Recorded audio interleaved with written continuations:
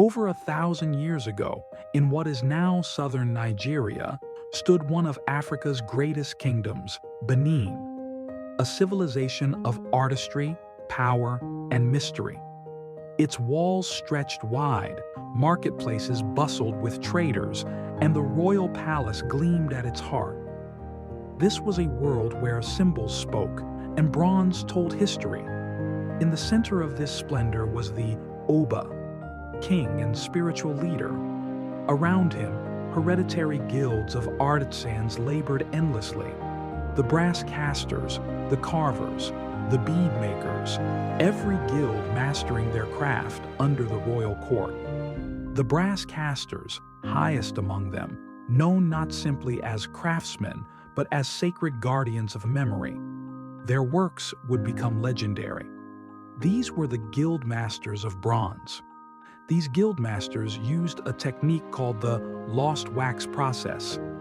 Into soft wax they carved figures, warriors, chiefs, stories, then coated them in clay, heated until wax melted, leaving hollow molds.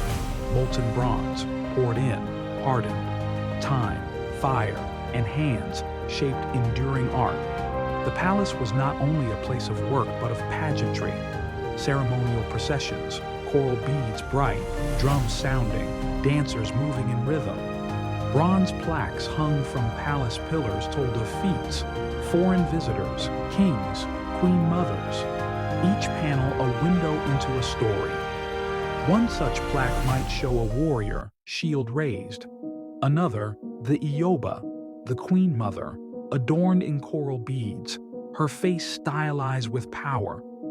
These plaques weren't just decoration, they were history carved in brass, documenting the soul of a kingdom.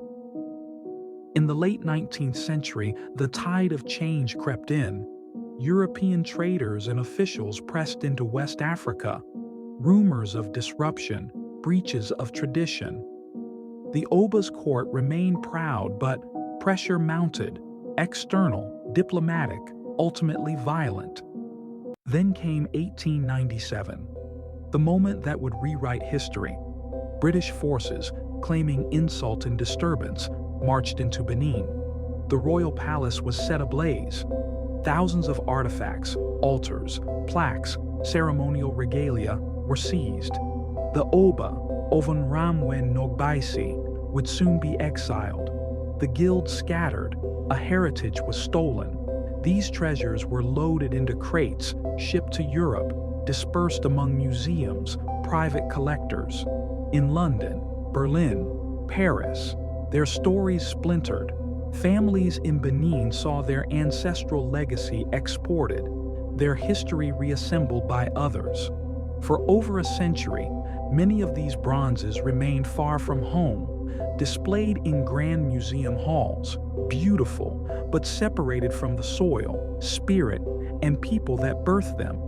But the story is not over. In recent years, movements for restitution have gained power. Nations, institutions, and activists demand what was taken. In 2025, for example, hundreds of looted bronzes began their journey home. The Edo Museum of West African Art is being built in Benin City, a place where these treasures belong, where guild masters' hands and Oba's lineage can once again witness their own story. The Benin Bronzes are more than art. They are fragments of identity, echoes of memory. When artifacts are separated from their roots, history becomes a jigsaw missing its core. But when they return, culture, dignity, truth begin to heal. If you found this journey fascinating, come with us as we peel back more hidden chapters from around the world.